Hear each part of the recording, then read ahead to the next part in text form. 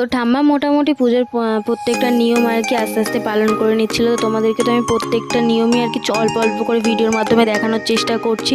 Video যদি ভালো লাগে অবশ্যই কিন্তু like comment share and subscribe করে দিও। তো পুজো কমপ্লিট হয়ে যাওয়ার পর আমরা মোটামুটি সবাই আর কি নমস্কার করে নিচ্ছিলাম। আর এখানে সোনামার দুষ্টুমিটা তোমরা শুধু দেখো, যে যাচ্ছে নমস্কার করতে ও সবার সাথে গিয়ে শুয়ে পড়ছে, এত দুষ্টু ধারণারও বাইরে।